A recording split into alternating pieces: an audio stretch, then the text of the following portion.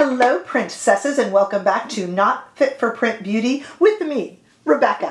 Today we have one of my favorite types of videos to do that is a little bit of a mascara battle. We have two brand new mascaras to the market that you might be considering buying, so I hope that this will help you. The first we're going to look at is the Kaja Wink Lash Trio, and we are going to compare it to the new Rephr Beauty by Selena Gomez Perfect Strokes Universal Volumizing Mascara. I swear they make these names as long as they possibly can. All right, we're going to talk about them. We're going to try them. I have been able to experiment with both of these mascaras for over a week now, which is really nice for a few different reasons. I've given them 8-hour wear tests, 12-hour wear tests. I have worn them one on each eye and tested. So I've done a lot of work with these guys. The other thing that I really enjoy about playing with them for about a week is that it lets the mascara just oxidize just a little bit and gets to that nice little sweet spot. When you first open a mascara, it could be perfect. It's not going to be the same consistency necessarily in a week or 2 weeks, and sometimes even after 4 weeks. These guys are highly expendable mascaras in general. You know how that goes. So let's talk about them. First of all, we're going to talk about, let's start with the Rephr Beauty Perfect Strokes Universal Volumizing Mascara. This comes in two sizes, the $20 larger size and the little guy I picked up, which is the $11 kind of travel or mini size. When I am buying a new mascara, it's not that I cheaped out. I love the little ones. I know that it is penny wise and pound foolish, because if you love it, you should get the bigger one. I never know if I'm going to love it. I know that I get a lot of mascaras that are open that I'm trying regularly, and I just like the savings and to be able to try a new mascara and not feel too bad if I don't use it enough and it has to be tossed. That's the thing about mascaras. The other thing about mascaras is they're highly personal. What's one person's holy grail mascara makes horrible raccoon eyes on another person. So we have to understand that I can only give you my opinion. Your opinion, however, can definitely go below in comments. I would love to see it. The Rephr Perfect Strokes Universal Volumizing Mascara claims to lengthen and be water resistant, not waterproof, but you know, it's supposed to stay a long time, lengthen and volumize. But for the most part, this little guy does have what we would normally think of as a volumizing wand. You know, that kind of wand that looks a little bit like a caterpillar, has a slightly hourglass shape to it, and kind of picks up a lot of mascara. Can even leave some chunks behind, which a lot of people don't mind. And you can see that it, I don't know if that will pick up, but it's, you know, even thickening there on the edge of the little mini mascara, because these have been open for a while.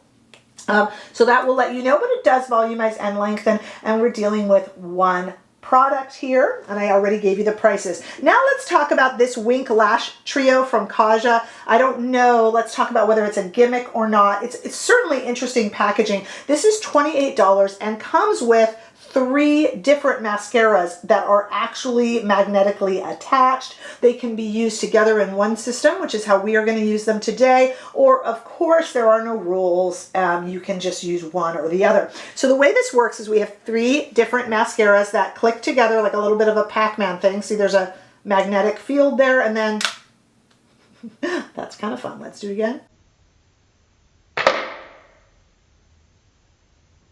So those 3 go together, and the 3 are a primer, which is a clear mascara, completely clear, kind of like Emperor Has No Clothes clear, because I'm not sure what this does. That is supposed to prime your lashes and get them ready so that the mascara applies more evenly and nicely. This is debatable, clearly. Then we have the volumizing side. This is the side that is going to match the Rephr wand a little bit more, because it's a volumizing wand, so it's a chubby, fat little caterpillar wand. Okay, and then we have the third step, which is the lengthening wand. And a lengthening wand is also always very tight in the bottle and very skinny and thin. So there is the lengthening, which would be, if you're using it together, generally the third step.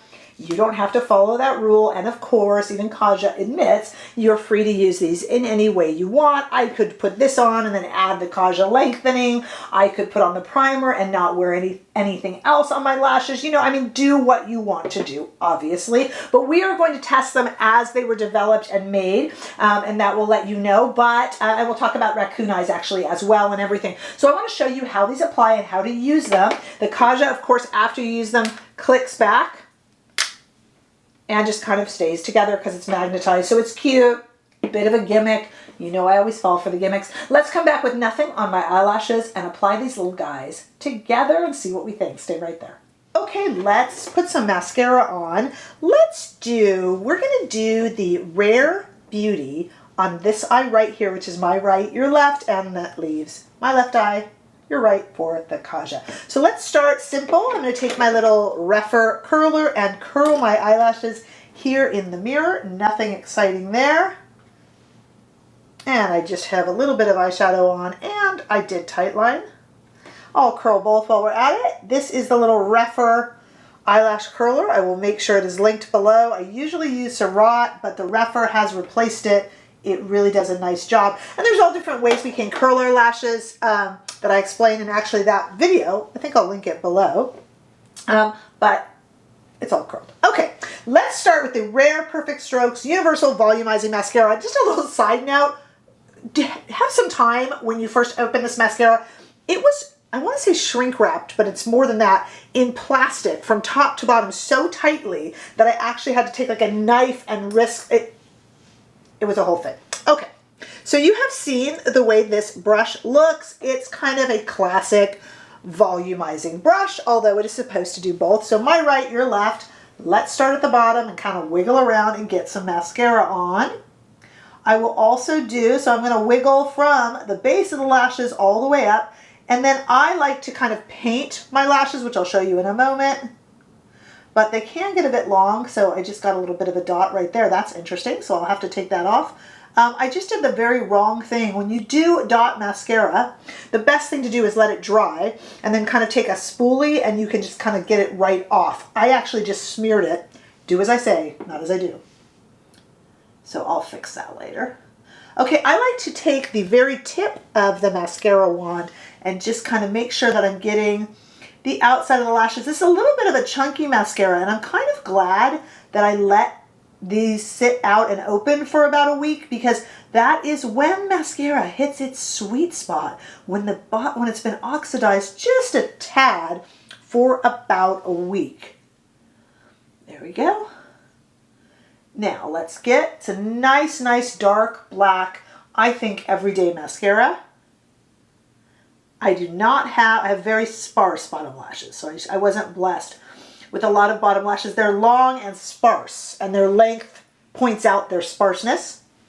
No good. All right, let's do a little bit. This doesn't always work for me because my lashes are long from lash serum. When I do the very tops, it often can get everywhere, but we'll give it a try just for now. I'm not re-dipping because that can be a mess for me. Okay. So there we go. It is a very dramatic everyday look. But there we go, nothing on this eye. And we have the new Rare Beauty Mascara on this eye. Okay, now let's break out this lash trio. We're gonna start by priming the eye with this. Remember, these come apart like a little Pac-Man, Rubik's Cube type thing. And we're gonna start with priming the eye, which is using this completely clear primer. You could use this clear primer totally on its own. You could use it with different mascaras. We're just using it as intended. And we have already, as you saw, curled both eyelashes. Ideally, you would curl right before you put the mascara on, but that's fine. I will also prime the bottom lashes, so we are all ready to go.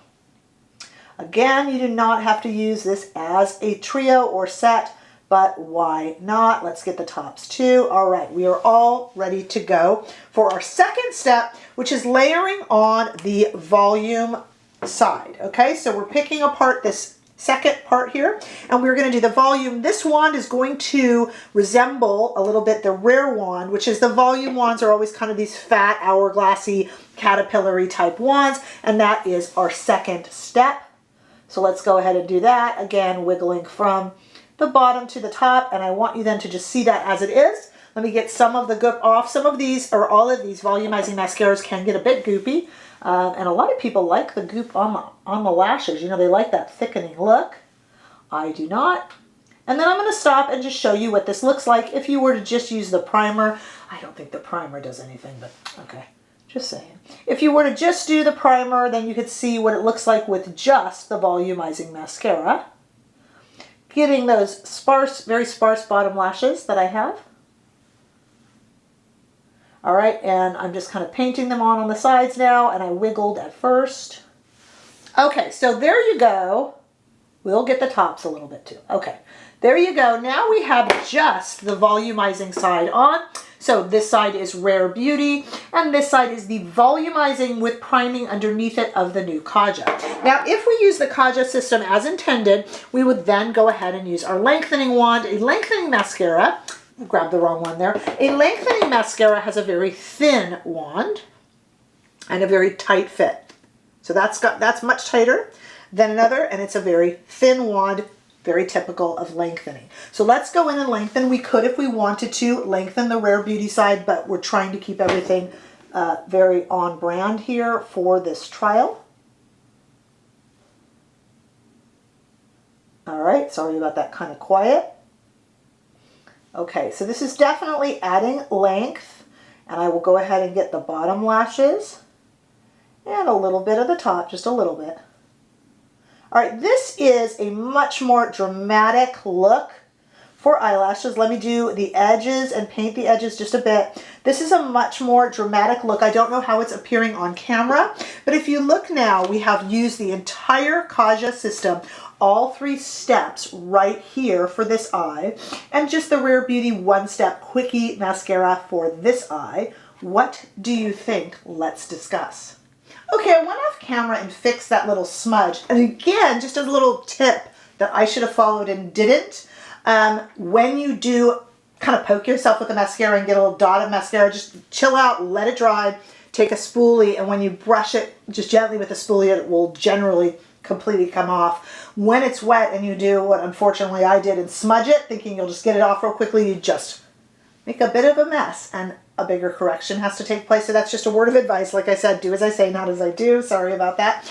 At any rate, I have let them sit now on, and I have been wearing both of these off and on for about a week, sometimes for 8 to 12 hours a day. So I really feel like I could talk to both of these. The Kaja, and I don't know if it comes off this way on camera, but the Kaja is a much more dramatic look, but it is almost as dramatic as just using the Rare Beauty product mascara on its own. This is a 3-step process that, frankly, if I weren't going out for something really special, I don't know if I would engage in, but I really like the lengthening one on its own. It depends on the look. Mascara is a very personal thing, we know. Some people love those really chunky, big, even if they have a little bit of clumps on them, they love that look. And some people just want the separation and the length. And I love the lengthening part of this. I think the primer is entirely unnecessary, especially because it's clear. I do have some primers that I sometimes use that have a very light tint to them. And I kind of like that because it builds. I don't really feel that the clear does anything, but individually, as an individual lengthening and an individual thickening mascara, I think they're kind of nice, and used together, I suppose it really is the best of both worlds. This is really mostly, the Rare product is really mostly kind of a volumizing mascara, I think, but I think they're both a very, very pretty look. I did not get raccoon eyes from either of these mascaras, even in a 12-hour wear day. Now again, mascara is extraordinarily personal, so you might have a different story to tell in comments, and you are welcome to do that. For instance, I love the Charlotte Tilbury Pillow Talk Push-Up Mascara, and I would say about 50% of the people that causes horrible, angry raccoon eyes on. So that might be you, and I would love to hear your story below. But I did not personally have any raccoon eye problems, and I do have longer eyelashes that will kind of touch and move around and all that stuff. So to me, these are 2 very, very good mascaras. If you like to spend a lot of time on your eyes, then you will love this indulgence. And if you just want to be out the door, this is probably the better choice, but I would like to hear what you guys are thinking, and I know we have a new mascara coming up from Patrick Ta that we will also be looking at really soon, but it's fun to compare the two. So let me know your thoughts, your mascara thoughts in general, your holy grail mascaras and all that good stuff in the comments below. Give this video a thumbs up if you enjoyed it, and I sure hope that you did. And if you haven't already done so, please subscribe to my channel, and I will see you all in the next video. Bye-bye.